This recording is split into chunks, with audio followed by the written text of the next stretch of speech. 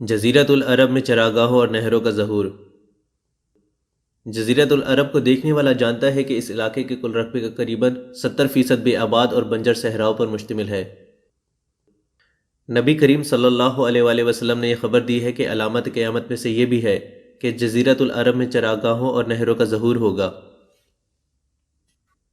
حضرت ابو ہریرہ رضی اللہ عنہ بیان کرتے ہیں کہ نبی کریم صلی اللہ علیہ وآلہ وسلم نے فرمایا، قیامت اس وقت تک قائم نہ ہوگی جب تک کہ سرزمین عرب چراگاہوں اور نہروں میں تبدیل نہ ہو جائے، اور جب تک ایک سوار عراق اور مکہ کے درمیان سفر نہ کر لے جسے راستہ بھول جانے کے سوا کسی نقصان کا خوف نہ ہو، اور جب تک حج کی کثرت نہ ہو جائے۔ صحابہ کرام رضی اللہ تعالیٰ عنہم نے عرض کی، اللہ کے رسول، یہ حج کیا چیز ہے؟ آپ صلی اللہ علیہ وآلہ وسلم نے فرمایا، قتل و خون ریزی۔ حضرت ابو ہریرہ رضی اللہ تعالیٰ عنہ ہی سے ایک روایت اس طرح بھی ہے کہ اللہ کے رسول صلی اللہ علیہ وآلہ وسلم نے فرمایا، قیامت قائم نہ ہوگی جب تک کہ مال کی کثرت نہ ہو جائے۔ مال کی ریل پیل اس قدر ہو جائے گی کہ ایک شخص اپنے مال کی زکوٰۃ لے کر کسی حاجت مند کو تلاش کرے گا، مگر اسے کوئی ایسا شخص نہ مل سکے گا جو اس مال کو قبول کرنے کے لیے تیار ہو، اور جب تک سرزمین عرب چراگاہوں اور نہروں کی زمین نہ بن جائے۔ حضرت معاذ بن جبل رضی اللہ تعالیٰ عنہ بیان کرتے ہیں کہ ہم لوگ غزوہ تبوک کے سال نبی کریم صلی اللہ علیہ وآلہ وسلم کے ہمراہ جہاد کے سفر پر تبوک کی طرف روانہ ہوئے۔ آپ صلی اللہ علیہ وآلہ وسلم نمازیں جمع کرتے تھے۔ آپ صلی اللہ علیہ وآلہ وسلم نے ظہر و عصر اور مغرب و عشاء کو جمع کر کے ادا فرمایا۔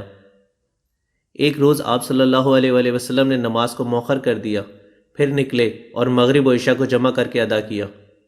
اس کے بعد آپ صلی اللہ علیہ وآلہ وسلم نے ساتھیوں سے فرمایا، تم لوگ کل انشاءاللہ تبوک کے چشمے پر پہنچو گے۔ تم سورج کے بلند ہو جانے کے بعد ہی وہاں پہنچو گے۔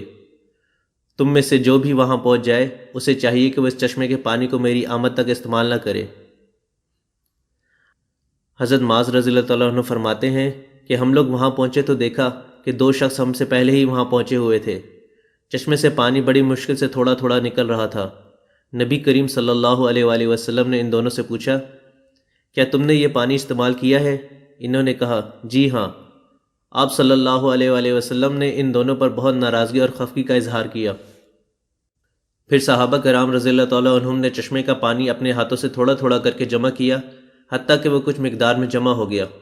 رسول اللہ صلی اللہ علیہ وآلہ وسلم نے اس پانی میں اپنے ہاتھ اور چہرہ دھویا، اور پھر اس پانی کو واپس چشمے میں ڈال دیا۔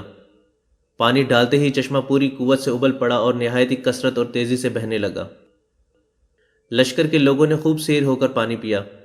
اس موقع پر اللہ کے رسول صلی اللہ علیہ وآلہ وسلم نے فرمایا، اے معاذ، اگر تمہاری عمر نے وفا کی تو تم دیکھو گے کہ یہ سارا علاقہ باغات و آبادی سے معمور ہو جائے گا۔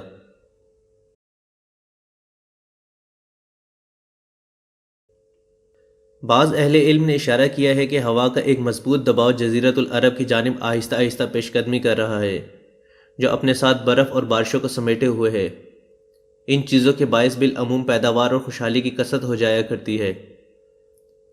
اللہ تعالیٰ اس بات پر قادر ہے کہ وہ صحرائے عرب کو باغات و انہار، سرسبز و شاداب میدانوں اور گھنے سایوں میں تبدیل کر دے۔ تبوک کے مقام پر نبی کریم صلی اللہ علیہ وآلہ وسلم کا حضرت معاذ بن جبل رضی اللہ عنہ سے فرمائے گئے ان الفاظ، اے معاذ، اگر تمہاری عمر نے وفا کی تو تم دیکھو گے کہ یہ سارا علاقہ باغات سے معمور ہو جائے گا، کا نتیجہ آج ان بڑی بڑی زرعی اسکیموں کی صورت میں ہمارے سامنے ہے، جو سرزمین تبوک میں دور دراز علاقوں تک پھیلی ہوئی ہیں۔